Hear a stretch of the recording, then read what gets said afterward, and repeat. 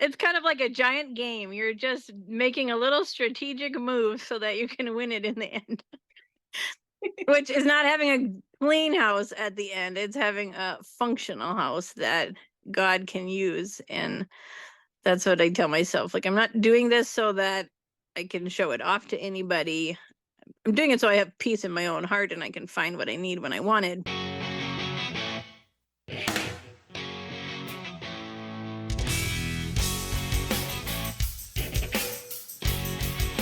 Welcome to the Simplified Organization podcast, 15-minute conversations with real moms about managing our homes and family life cheerfully to the glory of God.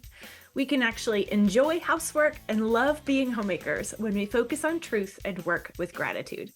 I'm Mystie Winckler, homemaker for 22 years, homeschool mom of 5 with 2 graduates, and author of the book Simplified Organization, Learn to Love What Must Be Done. I write and podcast at Simply Convivial, and I run Convivial Circle, a community helping women to excel at homemaking and do life cheerfully. And today I'm joined by a repeat podcast guest, Naomi Marks, and you will also find Naomi's story in the book, Simplified Organization. So Naomi is happy to be a pastor's wife in a tiny town, living in a huge parsonage, bursting with children, books, music, and laughter. It might never be perfectly clean, but she will always be perfectly happy. I love that bio. Thank you for joining me, Naomi. My pleasure.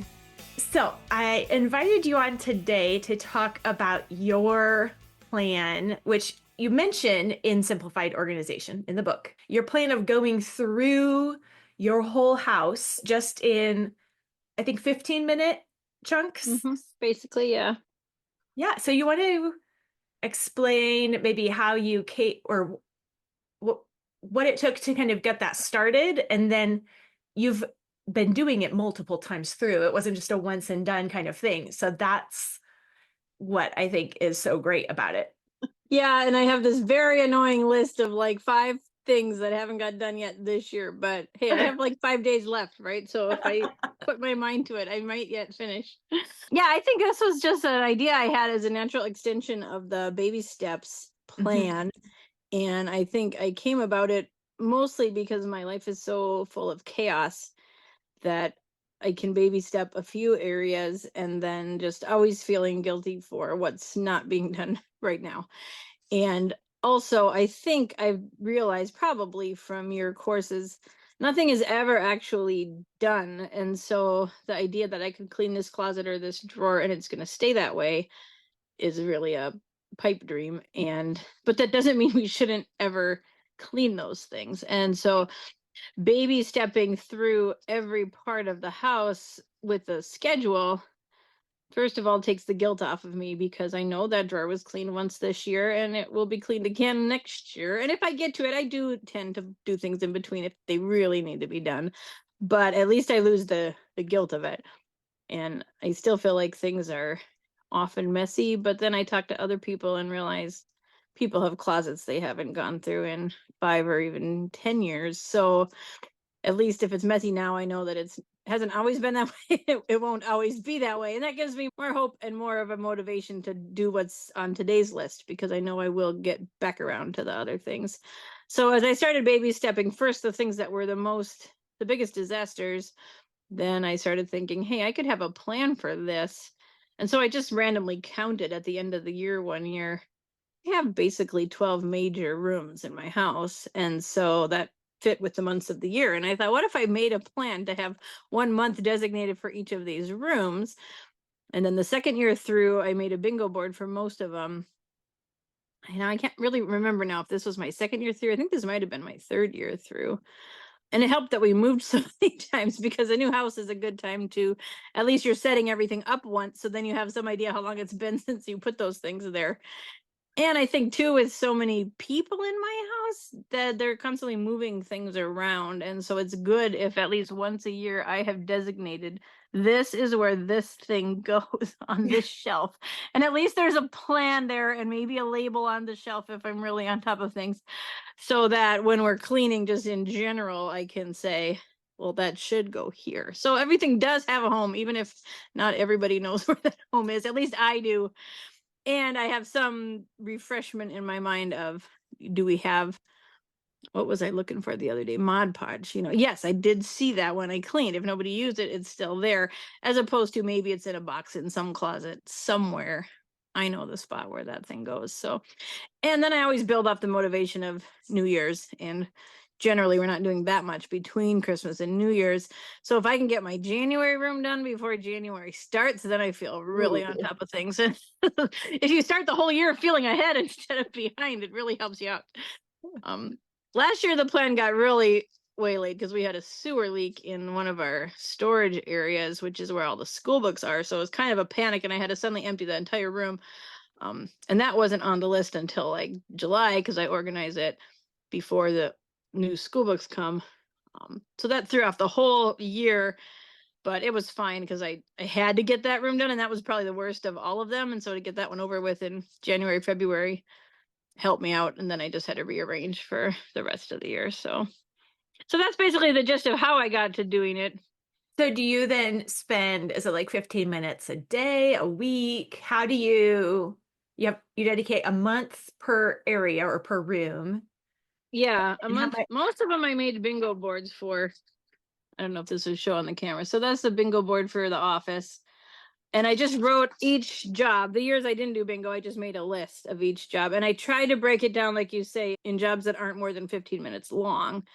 And what is this bingo? 5 by 5. So 25. None of them had more than 25 jobs. Because I would put just like one drawer, top right drawer, middle right drawer, bottom right Baby drawer. steps.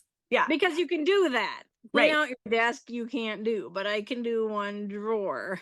And then, boy, if 15 minutes isn't up, probably you can do 2 drawers in 15 minutes. It just always seems so much worse in your head than it is when you're actually doing it. So I would try to just get those things done sometime in the month. And with my schedule and family type, sometimes that's, 1 a day whenever I can fit it in. Sometimes that's 6 a day when everybody happened to be gone for a couple of hours. And it was less of a schedule of doing it. It's just having in my head, hey, this is the room I'm supposed to be in. Oh, I have a minute. I could at least start that drawer. And I've learned that about myself. If I empty an entire drawer out on the bed, then I have to put all the stuff back in there before the day is over.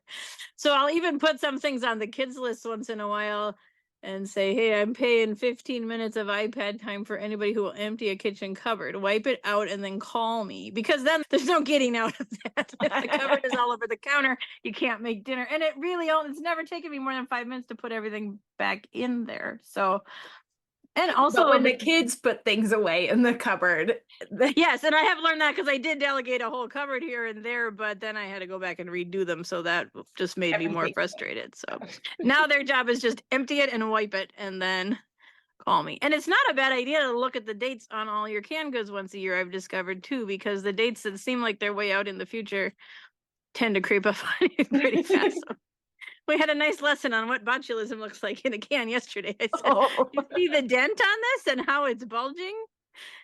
Never worth the experiment. But I can trick myself into doing more that way, because as long as I don't empty 2 at once, because then I will get overwhelmed. But 1 at a time, then I have to put it away before the day is over. So I just kind of would work down the list through the month whenever I had a few minutes. And sometimes I'd end up discovering things didn't need to be done, which is kind of a miracle. Open a drawer and say, hey, that looks pretty much like it did last year, which then makes me think I probably don't need the things in there. If nobody's used those in a whole year, I should probably throw them all away.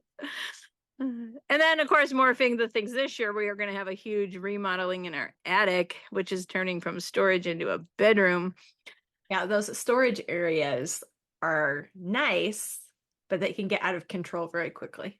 Yeah, they really do. And I remember what you said once about, it's not the kid's fault for putting things in and out that makes it messy. They're not ruining your great plan, but it's storage that's being currently used, out of season clothes. And so the solution is either only mom can go up there, or you just have to have it on the schedule to straighten up once in a while. So it just helps your mental state when you can not put more on your plate than you can actually do.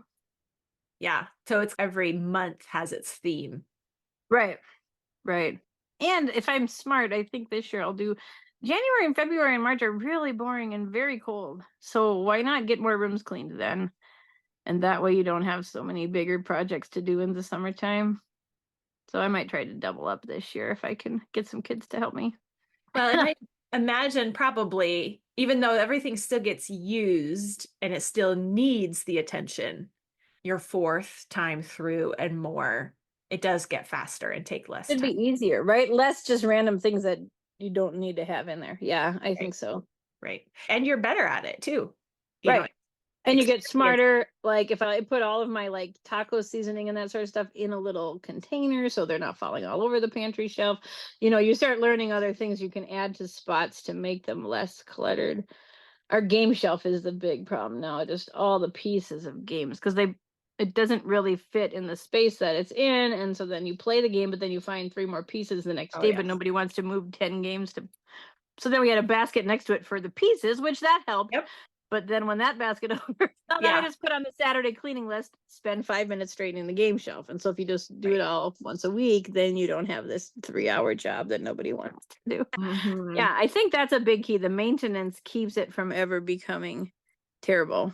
And so when you're in over your head, you have to baby step your way out. But once you get out, as long as you just keep doing that little bit here and there, it keeps you from ever getting in way over your head.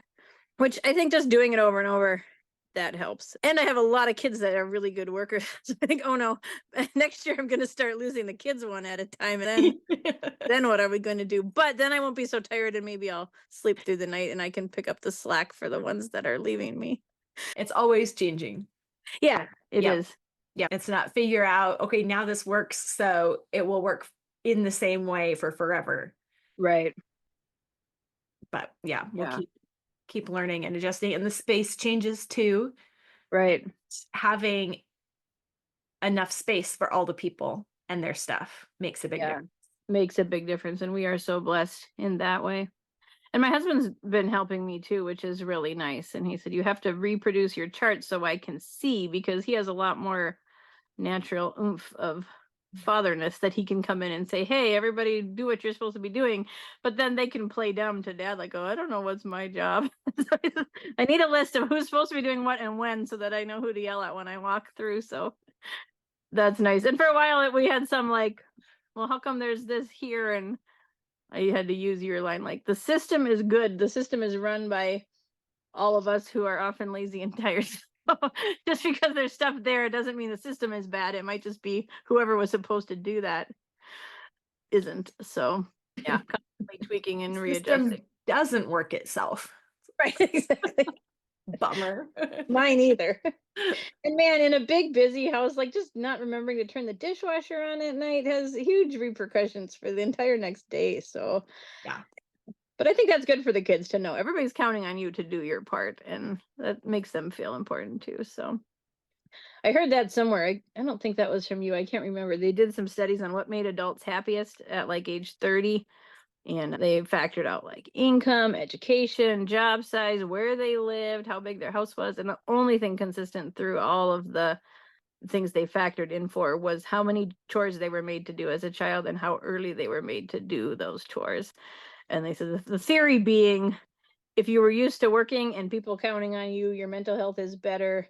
And then you're not surprised when you have to get up and go to work every day as an adult, and that people actually need you to do those things because you're used to having to work on a daily basis. So whenever they whine at me, I just say, I want you happy at 30. I don't care how happy you are. Exactly. You'll thank me when you're 30. But you see these kids that just sit around and play video games and like they're so apathetic about things, but it's because nobody needs you for anything. My mental health would be bad if nobody needed me for anything. So even a 2-year-old can have the job of turning the dishwasher on at night. In fact, maybe I should give that to him because he'd probably not forget to do it like the rest of us. It's a button. 2-year-olds always need another reason not to go to bed. So he'd have to come down and do it if he forgot. Well, that's true. And it's meaningful work for both them, and then the plan that you have worked out for you also. Like you can see with the bingo format, like, oh, just clearing out one drawer. It's a small piece of this bigger project that is meaningful. And I've seen that progress build over time. So have that sense of it being meaningful rather than, the dread or the feeling like it's not making a difference. It doesn't matter. Right. Right. Like you're taking one piece of hay out of the haystack. But when you see, well, if I just do this every day, the result is I'm never overwhelmed and everything gets done eventually. Yeah, that's very true. Yeah. Breaking it down really helps. And for me, writing it down and having that plan so that you don't feel like, I mean, if every day of the year you're cleaning 1/365th of your house, it never feels like you're getting anywhere. But if you have the plan and I'm doing this slice of the pie today, that really helps. And I'm so forgetful, I would never remember what I was supposed to be doing if I didn't look at it. And now this year, I don't have to go back and remake all those charts because I still have them. So that helps too, because you have to sit and think through what in this room should get done, Right. That's How long did that take you? 10 minutes a room probably. And some of them I did as I was cleaning because I really couldn't think through it until I was in the middle of it. So then I wrote it down for the next time when I was doing it. So That's like good. clean the windows, take the screens off, but if you just have one window on for this day, that's really not a big deal. Well, I think that's a great rhythm and routine that helps not only the house stay clean, but it's really also about the mindset going into it. Exactly. Yeah. That's what your book is all about. I read it. It's kind of like a giant game. You're just making a little strategic move so that you can win it in the end. Which is not having a clean house at the end. It's having a functional house that God can use. And that's what I tell myself. Like, I'm not doing this so that I can show it off to anybody. I'm doing it so I have peace in my own heart and I can find what I need when I want it. But ultimately, so that you're free to do other things the Lord might call you to do, and you're not busy looking for clean underwear in the morning. I got other stuff going on. So if you just put in those few minutes every day, keeping things organized, then it actually takes you way less time to clean your house in the end. Well, thank you, Naomi, for joining me today. My pleasure. It is so great that Naomi has figured out a cleaning routine that works for her with zones and baby steps and ongoing maintenance. You can figure out a homemaking routine that works for you in your particular house and situation also. Just go to simplyconvivial.com/clean to get my free guide to set up your own personal home cleaning routine, because no one else's checklist is going to work for you. So make your own, and my guide will help you figure out how to do that. That's simplyconvivial.com/clean. And even while we clean, we will repent, rejoice, repeat.